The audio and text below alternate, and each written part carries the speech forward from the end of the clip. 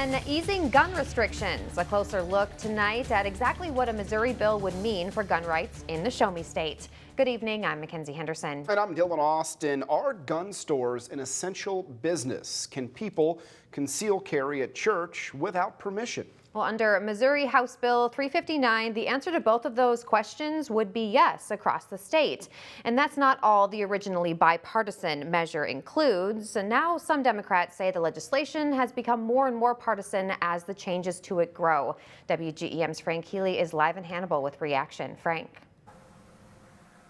Mackenzie, if that bill passed the House and the Senate as it is now, if you wouldn't have to consult with your pastor while concealed carrying and walking through the doors of a church like the Tabernacle of Praise here in Hannibal due to amendments made to the bill. So the thing about concealed carry is you never really know unless there is a situation, because most concealed carriers, you don't even know that they are carrying. Michael Neff, Tabernacle of Praise lead pastor, says at their services they already have members who conceal carry with permission, and there might even be some who haven't asked for permission. But Neff says the bill wouldn't have much of an effect on their congregation. I don't think it's going to change very much at all. Go forward and then you pull the trigger and push with your thumb on the back. At Flour Mill Trading Post in Canton, Missouri, manager Vance LaSala says he thinks the purpose of the amendment is to put into legislation what already happened during the pandemic when they stayed open.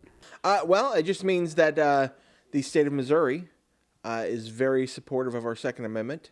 I think they're actually trying to get ahead of any potential legislation that the current government may or may not put in. But he says while he supports both the amendments to the bill, he wouldn't just walk into a church while concealed carrying.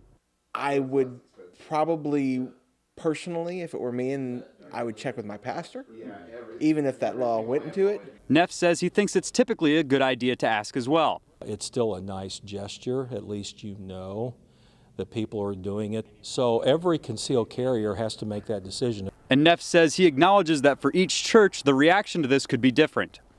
It's possible they don't want anything to do with it, but in our church, and quite frankly, a lot of churches in Missouri, they're going to be very much for it. The original bill asked to allow farmers to shoot from parked vehicles to protect livestock. Then came an amendment to outlaw celebratory gunfire, and then came those two amendments we just talked about. Live in Hannibal, Frank Healy, WGEM News. All right, thank you so much, Frank. And here is more on that story. Another amendment to the bill would allow people with concealed carry licenses to carry on public transportation.